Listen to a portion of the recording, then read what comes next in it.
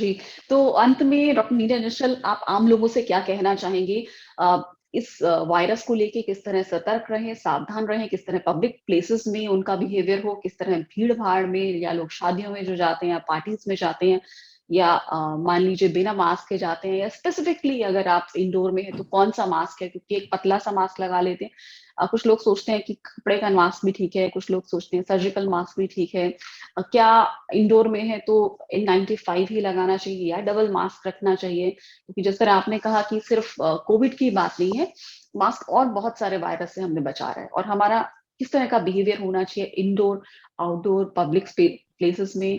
बिल्कुल, जी, जैसे आपने कहा कि हमें इस वायरस के साथ रहना सीखना पड़ेगा। We will have to coexist with this virus, और उसका यही तरीका है कि इस वायरस को हम रिस्पेक्ट देते रहें, और रिस्पेक्ट देने का तरीका ये है कि आप अपने आप को वैक्सीनेट कराएं, कोविड नियमों का पालन करें। डेफिनेटली इस तरह के जो फंक्शंस हैं हमारे लाइफ का एक पार्ट है, हम पूरी तरह से उन्हें अवॉइड नहीं कर सकते। खुशियां मनाना होता है, but at the same time हमारी रिस्पॉन्सिबिलिटी है कि हमारी खुशियां मनाने के चक्कर में कोई और परेशान ना हो जाए, कोई और इन्फेक्ट ना हो जाए, कोई और बीमार ना हो जाए।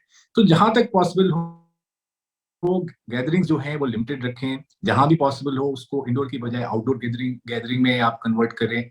डेफिनेटली मास्क पहनना बहुत जरूरी है, लेकिन अगर मैरिज में अगर आप जाते हैं तो डेफिनेटली लोग खाना खाएंगे, एक दूसरे से बात करेंगे, वो मास्क पहन के पॉसिबल नहीं है।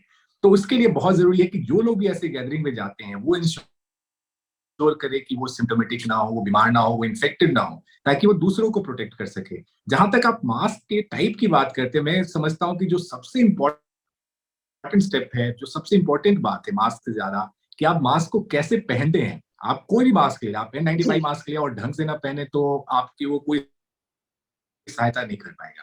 तो मैं कहूंगा कि कपड़े का मास्क भी आपको बचा सकता है, प्रोवाइडेड आप उसको ढंग से पहने। अच्छे कपड़े की क्वालिटी होनी चाहिए। जो मास्क को, उसमें एक नोज क्लिप होना बहुत जरूरी है, ताकि वो आपके नाक के ऊपर ठीक से फिट हो और नाक और मुंह को अच्छे से कवर करे।